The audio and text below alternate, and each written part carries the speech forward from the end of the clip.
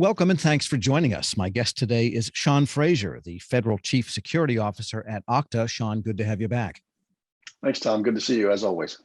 And our topic today is ID management and authenticating and authorizing people that are accessing networks. And maybe this is a moving target. So why don't we talk about what the state of the art is? What is the best practice at this point in time for ensuring the ID of agency users, your internal people yourself, contractors, regulated entities that your agency might interact with? That's a second class.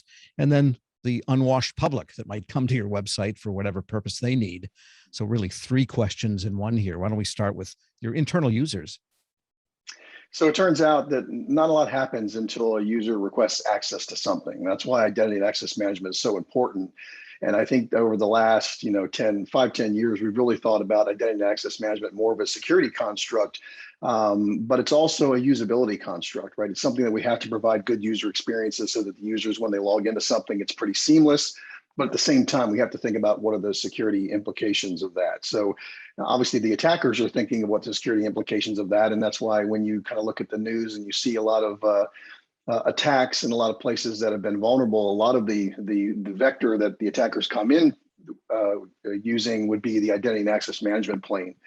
So I think, some of the things that folks can look at for best practices, certainly, and this is something that has been accelerated if you look at the executive order that came out a few months ago, accelerating some things like single sign-on, secure single sign-on, which allows users to kind of federate identity, not have to remember 15 passwords for 15 websites. Now I can remember one strong password, log into all of these things, but also making sure you're protecting that with additional compensating controls. So things like multi-factor authentication, which was called out in the executive order in quite a few places, because anytime you use a password or any place you use a password, which is just this shared secret string, anyone can have access to that if they have that string, including attackers. So the way you mitigate that is you add multi-factor authentication on top of that so that the attackers, they can't pretend to be you by having the password, but they also don't have your device. They don't have your YubiKey. They don't have your the thing that you have that proves that you're you. So it turns out that identity and access management is pretty powerful and pretty important, both from the attacker perspective, but certainly from a defense perspective. So therefore, then the same regime should be in place regardless of who is accessing your resources. Yeah, exactly. And this is kind of it bleeds in really nicely into this concept of zero trust security, which is don't trust anything out of the box. Don't trust anything at first blush. Make sure you're validating and continuously validating the trustability of that request. So you're continuously authenticating that user into whatever thing they're getting access to. And again, the flip side of that is making sure you're not punishing the user. So you're not making it too difficult for the user, adding too much user friction, because that's not what we want to do. We want to add attacker friction, not user friction. But you need to start with those kind of core tenets of protection. So you need to start with secure single sign-on, multi-factor authentication as the core tenet of the identity stack. And the identity stack happens to be one of the first tenets or first pillars of a zero trust architecture or zero trust mindset, which is I'm going to provide these capabilities and these protections regardless of where the users are. And nothing hit that home for me, or I think the world, any better than the pandemic a year and a half, 2 years ago, when everyone started working from home. It's all of a sudden we're not in the office anymore, but yet we have to provide the same level of protection. The reality is we should have done that anyway, because what was happening at the time was we were in the office and thought we were secure. Attackers were outside the office and were still getting in. So what we realized is that mindset didn't really work. So it actually was kind of a wake-up call to kind of thinking differently about the way security is applied. And let me ask you just a detailed question to follow up on the point about secure single sign-on. And that is, you mentioned to use a strong password in addition to that second factor, which I guess is an expiring type of code of numbers and so forth typically. But the idea is that no matter what is said, the password is going to be something that's going to remain with us for the foreseeable future, it seems. So are there any particular password practices? For example, you said a difficult password, there's friction right there. So I guess a two-part question: should the password be maybe a phrase that someone can easily remember, but it's still a lot of strings of numbers and letters? Or and my second question is, should passwords be kept in browsers for ease of users? So to your first question is, I know that, so NIST had updated the guidance around password recommendations the last go around with 863.3. and then moving into 863.4. And they've actually recommended not, because we used to talk about change your password like you change your underwear. You change your password all the time.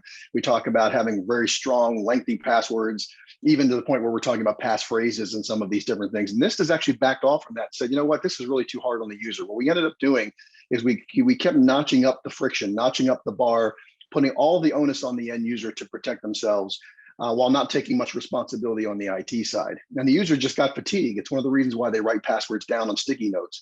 They use the same password in all their logins because it's this hard, complex thing to remember.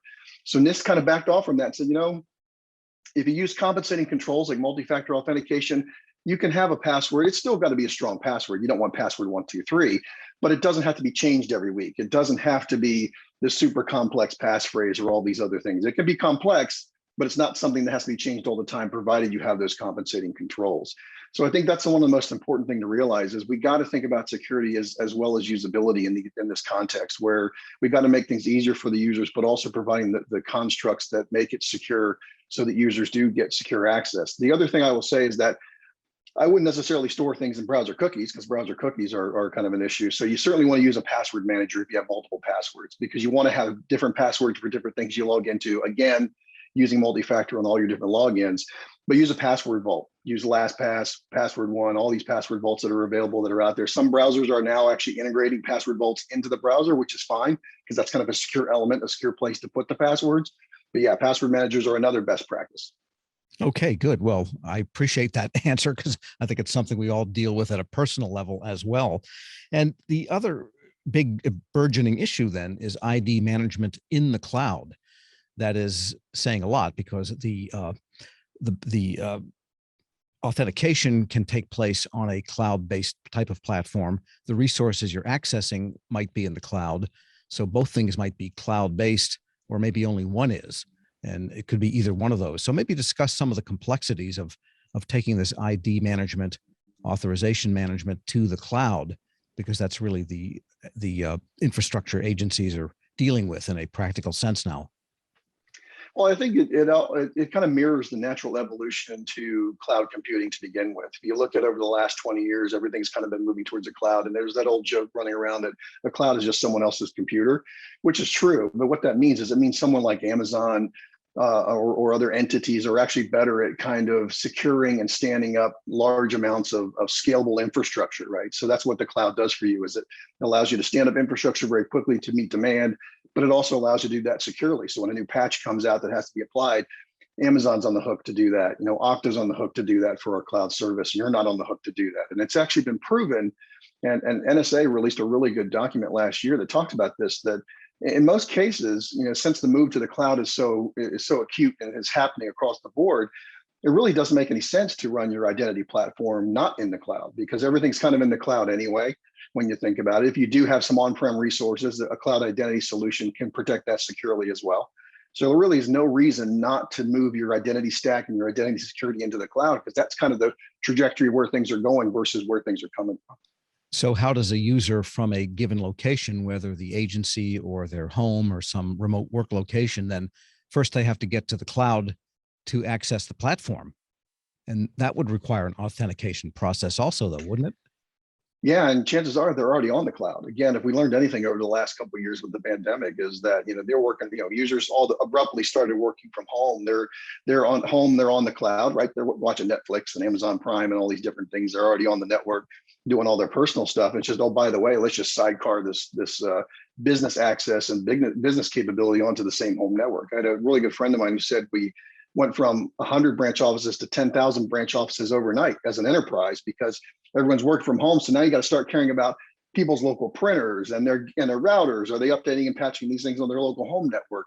But they're already on the cloud. We make this misconception where we think about users, they come and sit in an office and sit in a building, and that's the network that they're on. But the users are already on the cloud doing all their personal stuff. So it doesn't make any sense to think about that as a different entity. So that's, again, the thing that we learned from the pandemic, is that we're all in the same network. And then how does your Active Directory then fit into the architecture here? Because that's often the control point for who belongs in an organization and who doesn't, and what they can access once they are in. Yeah, and a lot of organizations who have deployed on-prem identity solutions and legacy solutions like Active Directory can extend that to the cloud. Okta does a really good job of extending that and cloudifying the identity and access management, leveraging that repository. We can even go a step further, and we can leverage an HR repository as kind of the source of truth. So something like a Workday, some other repository of users, where we can kind of bring that in so we can automate the process where user gets onboarded to the organization, automatically shows up in Okta, automatically can access all the apps that they've given rights to access. And that's exactly how I onboarded at Okta a year ago during the pandemic. I never went to a physical office. I did it all from home. I onboarded, magic happened, ended up in Workday, got all my apps, an hour later, all my little chicklets I could log into. I clicked on a button. It was probably one of the easiest onboarding experiences I've ever had in the 30 years I've been doing this. Yeah, so that kind of mitigates then against the CAC card model to use what is among the most secure models in the government, which still has to originate with an in-person type of encounter. Yeah, and next, the in-person type of encounter is actually something that can be separated out from the access. So, in a good example, and this is the kind of the forethinking that NIST had when they put together 63.3, was separating out the proofing, which is I got to sit somewhere and prove who I am physically, or I can do it remotely, from the authentication. So it's the AAL versus the IAL. But I think the CAC card obviously is something that, again, it's one of those legacy things that was best of breed at its time, but it's 20 years old. So it's been around for a while. Obviously, we still need to use it because there's millions of them out there, and people use it to log into things. But there are other things you can use to log into to make things much easier, which I consider kind of the PKI 2.0. So if you consider CAC card PKI 1.0, I look at technologies like FIDO2 and WebAuthn as PKI 2.0. So it takes some of the best constructs and secure elements of the CAC and the PIV, and it gives the user experience that they expect. So it's kind of the Apple user experience where I can, in a couple of clicks, I can log into something and do that securely. So I think we're in the inflection point now where we're looking at CAC PIV legacy. How do we still support that? But how do we do the next thing? My guest today is Sean Frazier. He's the Federal Chief Security Officer at Okta. I'm your moderator, Tom Temin. This discussion is Federal Insights, Secure Identity and Access Management, sponsored by Okta and Amazon Web Services here on Federal News Network. We'll be right back.